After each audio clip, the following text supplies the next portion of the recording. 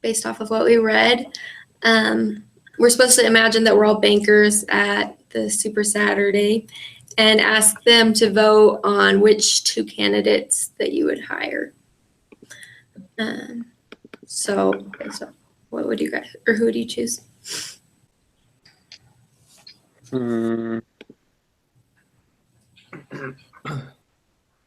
Elkie has hers. I was trying to review again because I can't remember their names.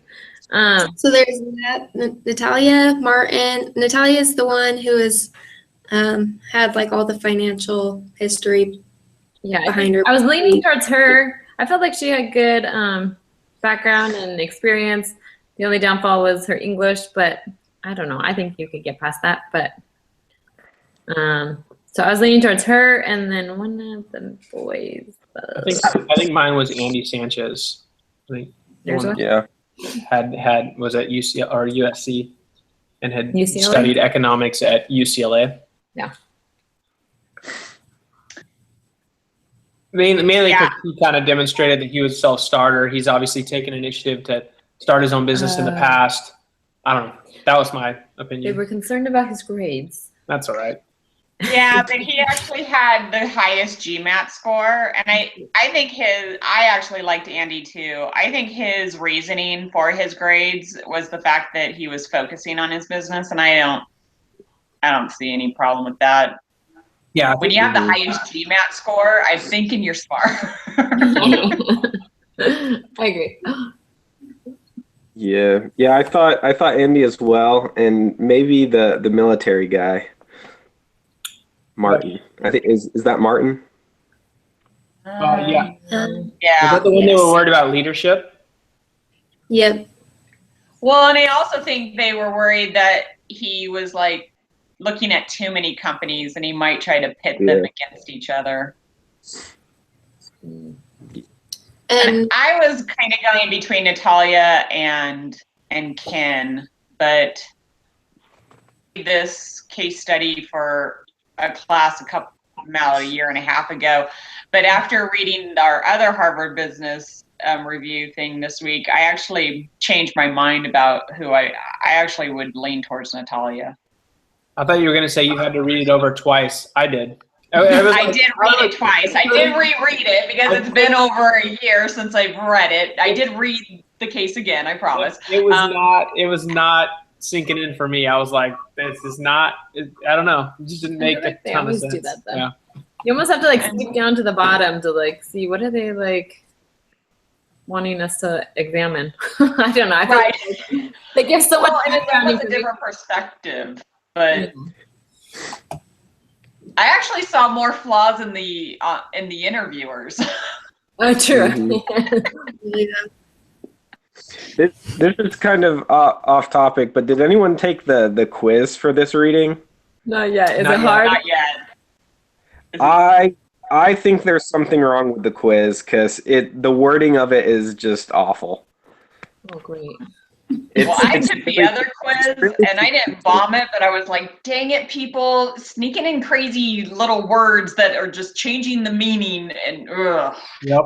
I was like, oh, that's why that answer was wrong because you used that word at the beginning of the sentence. Or, oh, you really only wanted one choice. I see what you're going.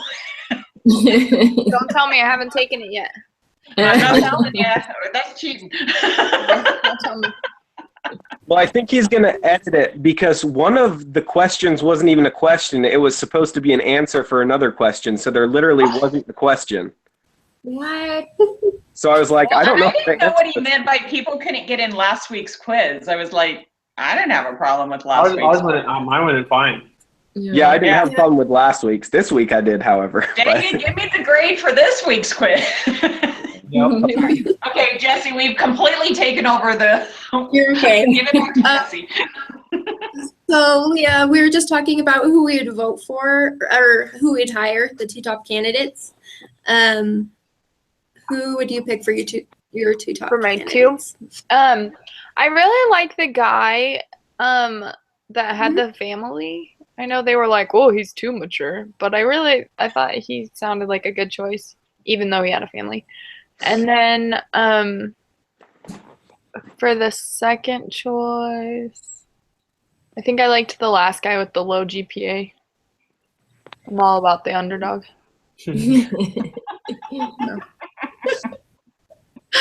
Awesome. We liked him too. Is that what you So- wanted, or was there? Okay. Yeah, no, that was great.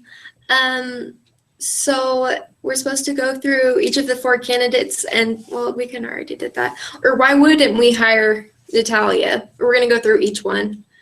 What would be the cons of hiring her? The only thing that I had against Natalia, I thought she was great, but like since her small talk wasn't great, I feel like investment banking, you have to be very salesy and be able to communicate with people and like be likable to them. Otherwise, they're not going to want to, go with you. It just seems like a really sales oriented job. And if she has trouble with small talk, then, that kind of would deter me away from her. That's a good point. I hadn't thought about that. What about Martin? I don't know. I worry about Martin's commitment. He's a military. Yeah. I mean, even though he's military, I'm not sure if like they offered him the job, if he ended up getting a better offer later, if he'd just leave. Yeah. I feel like most people would, though. Oh yeah, no. Well, I think it depends, but yeah. If you're unhappy, I mean, Yeah. with your company, I think being paid well is good, but that doesn't mean that you may end up in a worse situation even being paid more. So That's true. Yeah. What about Ken? Ken's, I think it had to do with the family, because at that level, there's so much commitment and you're expected to work so many hours that if he's trying to balance the family and balance work life, like it's stressful. So, I mean, other than that, I didn't really see any other major negatives to him. I think they said something about maturity, but They said he was too mature. That doesn't even make sense. Yeah. I'm not sure how you can be too mature, but Yeah. I actually think that from Ken's point of view, I don't think that company is a good fit for him. No. He needs a new career. I don't think the job is suited for him. Like, I mean, if you're gonna do it, you're gonna do it young, out of college, and hustle through it. And yeah, single, yeah. Yeah. Yeah. And Andy? His low GPA, right? Mm-hmm. Yeah, I guess so. Yeah. Yeah, he has a low GPA, but he has a successful business. So which one do you care about more? Yeah. Right. Yeah, I don't think for me personally, and having been a hiring manager, I don't think Andy has too many strikes against him. But I think he's proven himself. And in the case, it talks about how they look for somebody who has an entrepreneurial background, and to me, that he fits what they want. But Yeah, the only problem with that, I think it's awesome. I think there is a little bit of problem with having that entrepreneurial ability or desire, is that sometimes you're looking for those opportunities and you get distracted when you should be focusing on what you're trying to accomplish. But I just know that from personal experience. well, and I think you bring up a good point, Alan. I think maybe one negative could be that if it ends up not being a good fit or challenge for him, he has something to fall back on. He can just go back and run his business. Yeah. Mm-hmm. That's true. Yeah. Well, and if he's been so focused on his business, and he's been distracted enough not to do his grades, would it be hard for him to detach from his business Mm-hmm. and Good point. still stay focused in a new job? If you had additional information what information would you want that would be useful in making the decision that wasn't given to us? It's a really long way to say the question. I'll just read it. Going back to Ian's point, understanding how they communicate with others. I think that's a very important point, that, how are they with small talk? How are they with going out and hanging out with these people? Because it's whining and dining and it's hanging out with these people. It's that, like I said, it's that small talk, being able to just do that stuff. And some people can and some people can't. Well, and I'm wondering, and I did just read this the end of it just a few minutes ago after I got home from work, but it seemed like only Natalia was the one that they were actually able to call references. I think I would want to call more references on each of these candidates to kind of get a better feel of who they really are and if they could really do the job just from, previous employers and such, to get an idea. I don't know, this whole Super Saturday thing, that's an intense way of interviewing somebody. Yeah. I know actually at Utah State though, they do a similar thing where they'll fly out a group of students and they'll have dinners and stay overnight and then have additional activities and interviews just with recruiters. So I know it definitely happens. But. Oh yeah, I'm sure it happens. I was on a 2-hour phone interview once, and I was interviewed by like 10 different people during that whole process, and I was about ready to just like be done with it. I got the job, but the interview process was very crazy. And intense. So during the actual interview process, why was there so much disagreement between the senior bankers about which recruiters to hire? They all have different personalities. So they see different things. Like to some people, the small talk was super important, and to others, the grades were important. So it just depends on what they were looking for and what kind of fit their, what they wanted in their team best. Any other thoughts? No? Okay. No, I think Ian hit it. Yeah, I mean, they're all coming in with their own perspective, what they want. So you were saying earlier that there's better ways to interview. What are some different things that they could have tried to better interview? I guess we didn't really know the interview questions, but like what could they could have asked to get more information?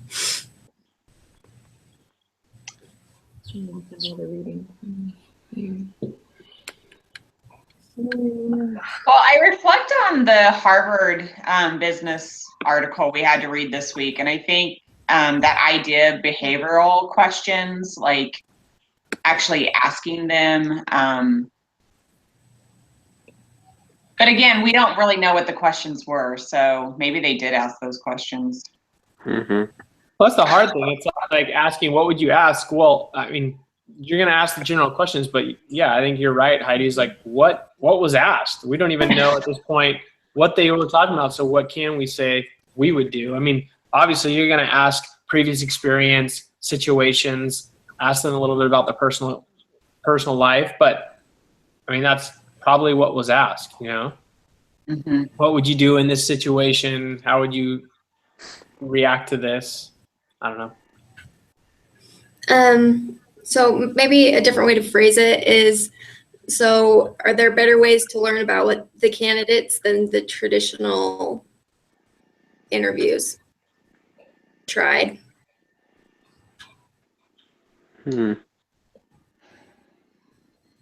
I was gonna say like getting to know them on like a more informal level, but isn't that what they did the night before Yeah. at the Friday night thing? Well, so it says that it like gives me potential answers. So it says like having them spend a whole day with someone to see what the job is like, doing internships. Yeah, some of them, a couple of them did do internships, right? I mean, or that's The ones that definitely got the job. What's that?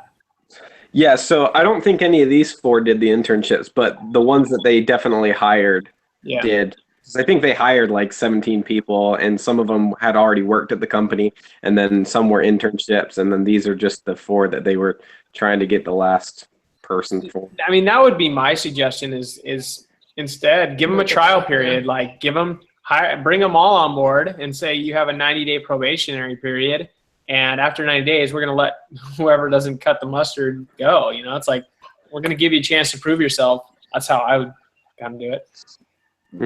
Because if they're debating between these, then obviously they've made the final cut. Like, bring them all on board. Tell them, hey, here's what's going to happen. Essentially, you're doing apprentice, and we're going to cut for you, and when are you going to make it? You're right. Yeah. That process always seems to work the best, as far as being able to really see when someone's under pressure how they react. Because an interview never does the job. It's like you're never gonna.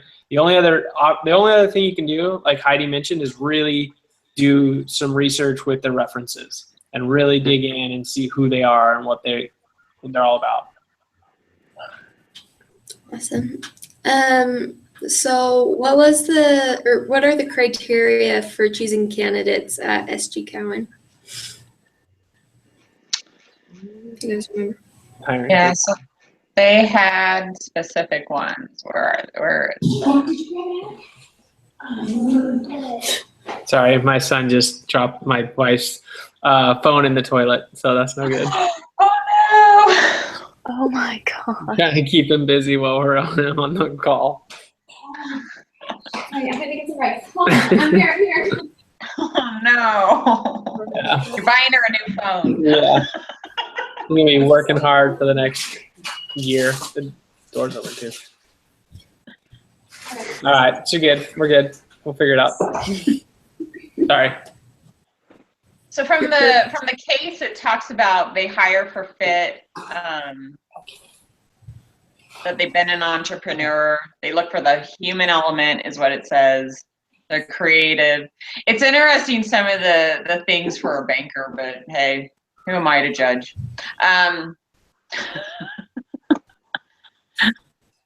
Less regimented. I'm thinking, isn't banking kind of regimented? But. Well, and it's interesting because like all those things that are listed, I don't feel like match with why some of the senior bankers are not hiring someone or for hiring the different candidates. Right. Let's see. Did the senior bankers, or how did senior bankers know that they're supposed to be looking for what they're supposed to be looking for in a candidate, and how could this process be improved? Didn't they have papers or something that they checked?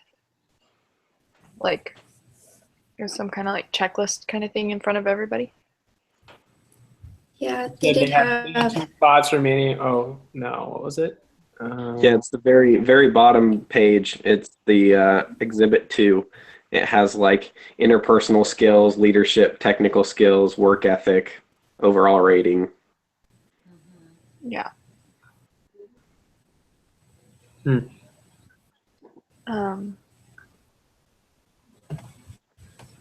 I think that's a good tool in that kind of an interview setting. I think some of these things you can get, you can tell if they communicate well, though people are nervous when they're interviewing. It's hard. But It's hard. But I think, I don't know how you find out their motivation on leadership, but I guess you can ask specific, but then that's about asking specific questions, right? Asking them to tell the interviewer about specific examples where they've shown leadership. I think if they stick to this, but create good questions, that this is a good tool. Mm-hmm. Awesome. Just out of curiosity, have you guys been on like interview panels before?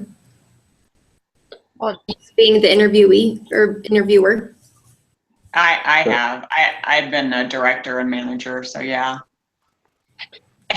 And we were interviewing people, like multiple people daily, and ironically, we were all mostly remote employees. And so me and my 2 managers that were in my division, we all, like one lived in New Jersey, maybe she was in Connecticut. I was in Colorado, and the other one was like in Kansas City. We literally interviewed people over the phone. The three of us would get on the phone and we would interview them and we would round robin. And I've Wow. also flown into airports and interviewed people in airports for their final interview so I could meet them.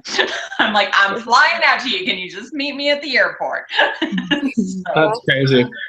Because we didn't really have a meeting, an office in that location. But yeah, I'll say, I've never really been trained to interview, and I was probably one where we hired based more on gut, if we felt like they fit into the position.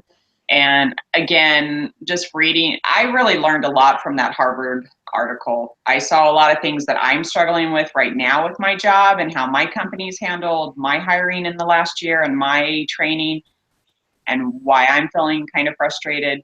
And I can see how interviewing in certain ways, you can actually ask the right questions to make a better decision on who you should hire. Yeah, I've never been on any panels, but same thing. I've interviewed people, and a lot of times I've referred back to references, and just usually it comes from a suggestion, or someone refers someone and says, hey, this is a good candidate, and usually you take that with I think at the most importance, right? It's like if they come highly recommended, then obviously they're at the top of the list, and kind of go from there. But it's all in how you ask the questions, and at the same time, 70% of the time, 60% of the time, it ends up being the wrong hire, and the people don't work out good, and you have to fire them, and then you got to hire somebody else, and it's just a consistent, process. And unfortunately, the only way to find out if someone's good is they start working. And the one thing I have learned is if they don't work, fire them quickly, because otherwise it becomes a nightmare. So that's the only way, is kind of cycle through it and figure out who's the best fit. And both you and Heidi mentioned fit. How would you define fit? A big part of it is they mesh well with the other employees. Like, that's really important. They got to be able to work together at the company, or they fit the company morale, and what they fit. It's mainly they get along with their coworkers. Like, that's probably the most important thing. The last thing you want is someone in that's going to ruffle feathers and then creates drama within, because that's when usually the problems are caused. And then obviously, if they do their job, if they work hard and do their job, you're all good. I also think it can be a fit of culture. So my company that I work with currently has a very strong culture. They call it a purple culture. And when I did my HR interview, my friend who's in HR that I interviewed for the assignment said that sometimes they'll actually hire somebody who may not have all the skills, but fits into the culture. And they know they can train them to be able to do the job. So that was kind of an interesting concept for me, because this is probably the first company where I've worked where they have a really strong culture. And so I think that also is important. If you're trying to continue to keep the culture going, you need to be able to bring people in that are going to continue to support that culture. And so that's probably another way that they fit. But again, I've worked a lot on teams in my department, so they have to be able to work on a team and work together, and that's an important concept there for fit. Cool. So we're going to talk about the school recruiting. So deciding which business schools to recruit was a controversial topic. Why was the choice of which schools to recruit so important to the company? Does that make sense? Yeah. It's just those big name schools that people like to recruit from. That's pretty much it. I mean, You can probably get the same education from any school, but they just like to focus on those big Ivy League schools and stuff like that. So I like that they actually started turning away from the higher Ivy Leagues and realized that they could actually get more prime candidates from different colleges. That, but I agree. I mean, I think there are good students across this country, regardless of the school that they go to. Yep. Agree. I don't know if I'd want to work for a company they're that elitist, but Yeah. but I also worry that they would send them to their own alumni, right? And I think that you begin to create biases, Of course. and that can actually start to create a culture within that company that may not be what they actually would want. yeah. So the guy that I interviewed for this class, he's one of the head guys in HR for GE, and he's in my ward. He's a really cool guy, but he was telling me that they would actually like refuse to hire from some Ivy League schools because all the applicants they would get were just so cocky and just thought that they were so big and stuff like that. So, and they just didn't fit the culture, and it didn't work out. So they stopped hiring from a lot of those big Ivy League schools. That was one thing that was interesting. It was like we could either get the people from the Ivy League. I think they were saying that the bigger companies got the top of the class, and then they got like the mid-class ones, but then they'd get better candidates if they got the top of the class at a different school. Mm-hmm. I thought that was interesting. Would it make sense for the company to recruit from other graduate programs like law or technology? I think you see a lot of times that, just because someone majors in something doesn't mean that that's what they're specialized in. I think a lot of times people cross careers and find that they're better in a different career. And so I once again, it comes down to the person and their skills and who they are and how they interact with others. So I don't think it's a bad idea. I think they can probably get some diversity in there because of that. Yeah. Well, I mean, their CEO was a lawyer, wasn't he? So That's right. Yeah. So I guess My brother-in-law went from baking to lawyering, so I guess you could go the opposite. Yeah. I agree. I think that you shouldn't. Sometimes people just go into law because they enjoy it, but not necessarily what they end up doing. So, and that's the same with anything. I agree. Should the SG Cowan change from the core school strategy now that it's an employer's market again? I don't think so. Why? Because it was showing that it could get just great employees by doing it the way they were doing it. Oh, sorry. Oh, stop.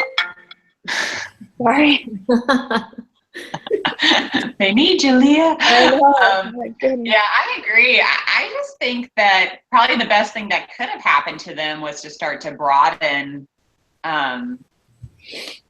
their way of finding people. Yeah. So it says, the associates, the best people to send to campuses for recruiting. No, I don't think so. Well, most of the time they were sending their alumni back to that school, and I felt like they were biased, and then they were fighting for the people at their school. Unless they train them to really know what to look for in a candidate, I agree with you, Jesse. I just think that they're using their biases.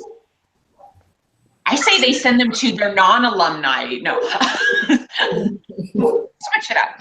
The rival school. Yeah, send him to the rival school. Come on. That wouldn't cause any problems. But I also don't think it needs to be, I think it needs to be the hiring managers. I think it needs to be the people who these candidates are actually going to work for, and some HR to keep them in line. Sometimes you just need the HR person to keep them in line.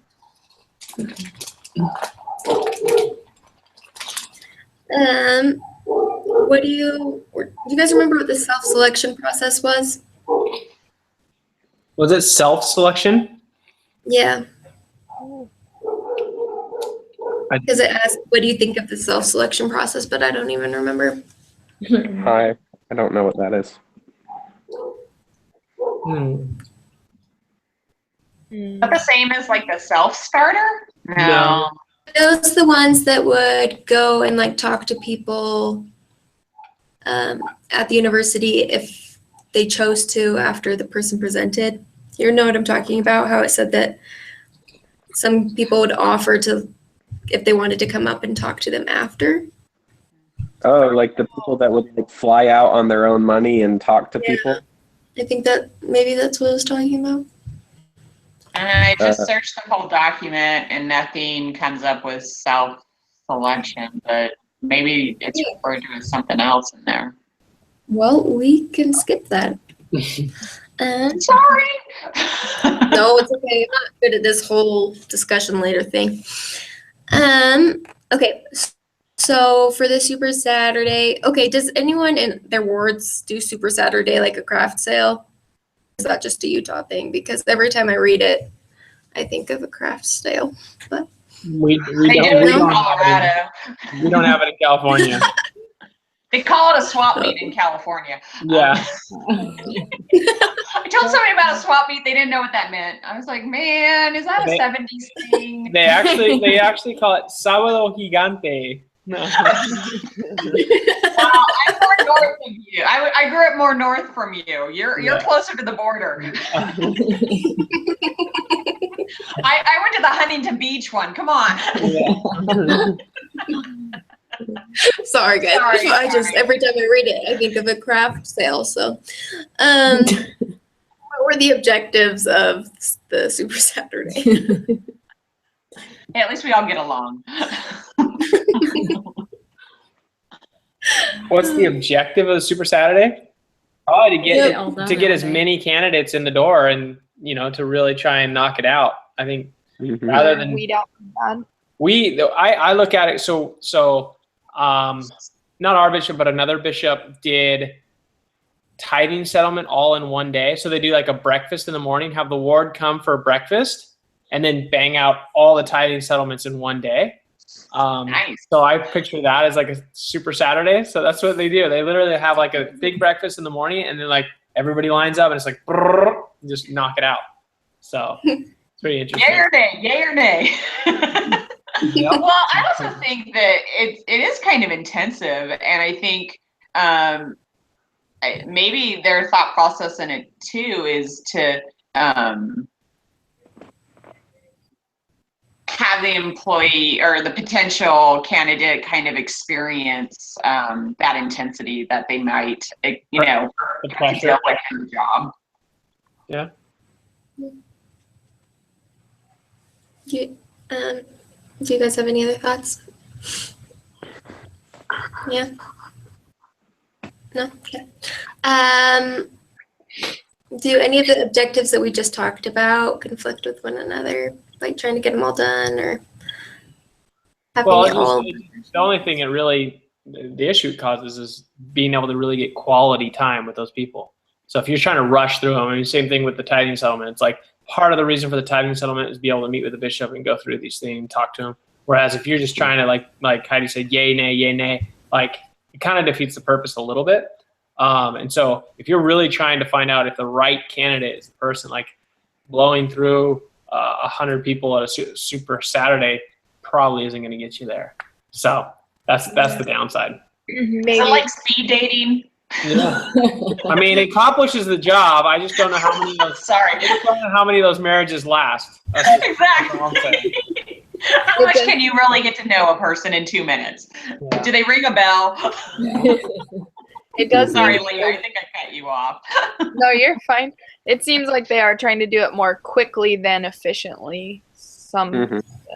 So Well, and what if I think maybe their thought is that they've already vetted these people by going to the campuses, so maybe they've vetted them out more so, but I still think that now they're being interviewed by different people who weren't part of the vetting process. So I just don't know how you learn that quickly, if you want them or not. Mhm. And maybe all the applicants aren't available on that specific Saturday anyway, so having it more spread out and doing separate interviews might be best because they could be missing out on a lot of people because, I don't know, whatever reason. that's your point. Well, something that, so I know I'm just a student at school, but our hiring manager, whenever we'd be in an interview panel, she'd always have us read this article, and it talked about hiring slow and firing fast. You need to take into a lot of consideration who are the people that you want on your team. Are they going to fit the culture? Are they teachable? But then when people aren't fulfilling their job responsibility, when they're slacking, it's more beneficial to fire fast than to keep prolonging it. Mhm. And obviously you'll give them chances, but it's better to, so that's one issue that I have with it being a 2-day spree, I guess. So let's see, what kind of information did SG Cowan gain from candidates during this process? During the Super Saturday process, like what did they learn about the candidates?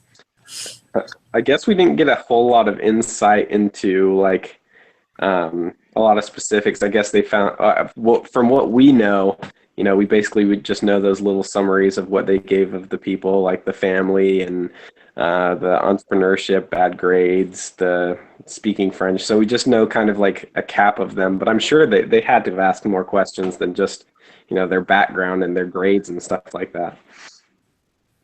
I would hope so. Got to see them interacting like through dinners and see like how sociable they were, if they got along with people, if they were proactive in getting to know people. Yeah, it would be interesting to see how they interact with their competitors, right? Their competition for the position. Yeah. Because I think that can say a lot about a person depending on how they interact. Cool. So what, just in wrapping up, asks what is the difference between recruiting and hiring?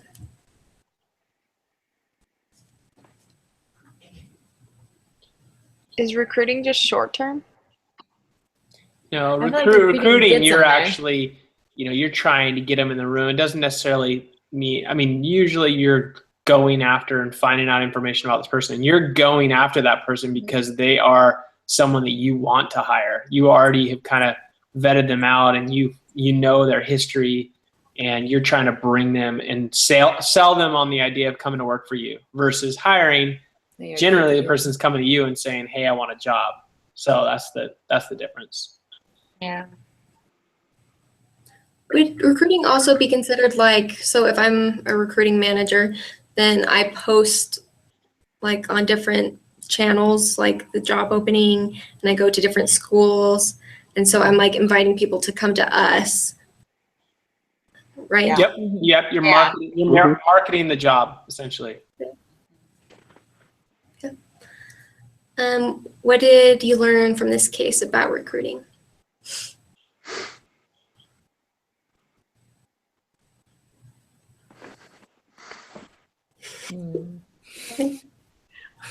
No, We're all thinking. Didn't I learn anything about recruiting? recruiting helps you get more of a specific like person or what you're looking for, what you want, versus just hiring with like what comes to you. Those people actually fit the box better of what you're looking for in recruiting. And here's a thought. I'm wondering if they would do it a little differently if, these are more entry-level positions, right? So I wonder how they would approach a more mid-level or upper-level recruiting process. And I'm sure they'd probably do it a little different. Like at my company, we have a call center. And so we needed to hire, we found out that another call center in the area was actually, I think it might have been, oh, I can't remember. I don't know if it was American Express or it was somebody they were having to lay off. And so they actually partnered with that company to have those employees who are going to be laid off to come and interview with our people, because this is our busy season. So we literally bring on like an additional 100 to 150 people to answer calls. So I know that way of recruiting is very different than if they recruited for, say, somebody in my department who is more management. So I think that you kind of learn, at least from my perspective, this type of recruiting I think is kind of geared towards a certain type of job. It may not work for every position.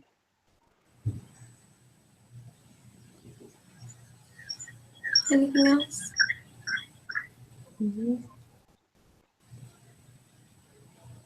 Okay. So if you all want to rate the overall quality of today's discussion from a 0 to 10. Man. And Struggle. I'm so we were hard on you. 10. I feel like this was a hard topic too. Yeah, that's one of the things we had said, that it was hard to kind of read through it. It wasn't like you weren't really engaged in it. It wasn't like something super interesting. It was like go through the candidates, but I don't know. It wasn't, to me, it wasn't that He exciting. doesn't I want didn't think so either. Yeah, there was no We're not going to be discrimination. recruiters. Well, the worst part is I actually enjoy recruiting. I like the idea of it. Reading through this, it kind of made it pretty wordy and confusing, and some of the stuff that they addressed. I would have rather learned a little bit more about the people and how they approach them and different things like that. So, Mm-hmm. And even down to like what questions they asked. I don't yeah, that would have helped a little bit more. Yeah. Cool. What can I do better next time? Not a whole lot. Nothing. Maybe no. Well, like you did the YouTube link instead of the Hangout. About it. Yeah, that's embarrassing. But guess what? I think I'm We've all done that. So Does your section tell you who they hired? I was so disappointed. They didn't even tell us. I was too. I was looking for it. Yeah. Oh. Nope. But Must not be a real I'm case. From it. all right. Well, I'm going to stop the broadcast, and then do we want to talk about the doohickey? sure. Yes. Sure.